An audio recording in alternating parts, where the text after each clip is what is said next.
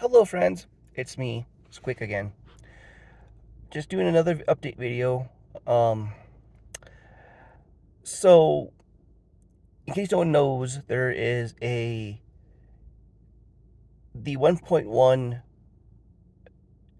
license is now available for the public. I will link um, a website that you could download it from. Thank you to Roll for Combat to who provided the link from their video last night I was watching. Also, Roll for Combat has a very good open letter to Wizards, so go sign it. It's. I haven't read the full thing, but sign it because there's a lot of people who have signed it, at least 20,000, and that does seem like a bit small when you consider they have 1 million people play this game, but it's still there. There's still people who are signing it. Some names were surprising to me that I saw sign this. And some weren't there right away, but this was only being a couple days old, so I don't think that some names not showing up is like out there. But seeing like a few people especially from like a company that I didn't expect sign it, I think means a lot. Um, but yeah, I'm gonna link those things in the description. Once I'm doing editing and things like that. Because it needs to be done. This is important. Um, Support any third-party creators you can. I'm going to link Trollord Games. I'm going to link Greyhawk Grognard's site because his stuff is might be going away by next week, and he has a lot of pages of stuff you could get for 5th edition if you want to play it. Um, there's a lot of things going on that people have said to worry about, and if they are going to do a updated version, hopefully it's better. It could be worse. They can make it more restrictive. And it's just really sad. You know, as I said, every even edition seems to have an issue and cause things to change. In some ways it takes a little bit, but it brings about a open thing for the tabletop industry. It's just that right now this is really hurting the tabletop industry. This isn't even about, people splitting of, oh, we're only going to play, let's say, Critical Role or something. We're only going to play the Critical Role game, or we're only going to play, 6th edition. People are going to do it anyways, but at the same time, it's good to know that it can still be there. You can still have various things to play and enjoy. Um, few things that kind of I recommend, and I got to do myself, is see what exactly is trademarked. If you could look that up, because as we have seen from Stranger Things, they could use Mind Flayer, they could use Demigorgon, which is I think public domain, but they could use Mind Flayer and they could use Vecna. They just changed how they look. I was in a LARPing group a while back, and they had a squid person, but they didn't call it a Mind Flayer. So you can have things look a certain way, use a different name. You could have the name, but it looks something different. So just remember that. And as many people have pointed out, you can't really copyright mechanics. So if you can do stat plus ability plus die roll, actually, yeah, that's completely fine. You could create things to be, to not rely on a specific system. Pacific. It doesn't matter. Sorry, but yeah, there are things you can do, and there are other things that aren't available.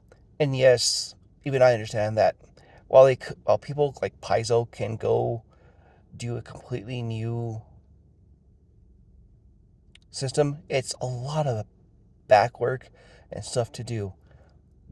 This is here to stop all competition. This license is to stop all competition so that Dungeons and Dragons would be the only game in town for fantasy role playing. And as I think someone else pointed out, like I think the Traveler system uses some OGL. So unless D&D suddenly decides to go into space, not I don't think Spelljammer counts it, y'all. But if they decide to do that, then it's possible. And we could lose a lot of stuff with it. Because imagine that. Imagine if somehow Wizards or Hasbro decides to really kick in the market and make, um, a spacefaring game, and they just take away or a cyberpunk type game. We gotta just be careful, and let's also not forget that. To me, it's starting to be understandable why Magic the Gathering has taken the time to reach out to other licenses. Warhammer, Elder Scrolls, things like that. Because all Hasbro has to do is, hey, you guys helped us out with this on Magic. It sold pretty well. You're not going to do any tabletop games, are you? What the Tolkien Estate was going to do? What they're going to do? Release a 5e thing. So if they wanted to do what back in Iron Crown, and others, they won't, because all Hasbro has to do is say, we're buddies in this, because we're a big corporation. So yeah, let's just be careful, all. Good luck. Have yourself a wonderful day. Let's keep a positive note that maybe Hasbro and Wizards and WotC will make a less restrictive thing and simply say, yes, 1.0A is still a viable license, and you can still create under it.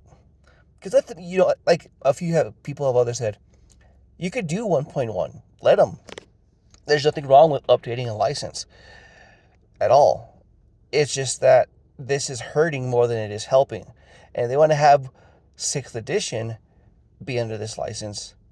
Fine. It means they won't have any content creators for it, for third party. But because the thing is, they're saying it's backwards compatible. It's not. When 3.0 moved to 3.5, they changed small things. It wasn't a huge overhaul of a system. It wasn't a huge overhaul of classes. It was just some minor tweaks and some clearing up and minor rules adjustments. By making all classes now require their subclass at level 3, that's a huge change. Reworking Ranger, Bard, and Cleric in a way is a huge change. That's not backwards compatible in any way whatsoever. That might render a lot of old subclasses obsolete, and therefore it again not backwards compatible, unless they decide to come out with once their new player's handbook comes out and they have a conversion chart in there. That'd be different, but no one's ever done a conversion chart. It's always been the fans who have done the conversion chart. So here's to hoping. Anyways, again, have a wonderful day. Take care. Try and keep positive. Peace.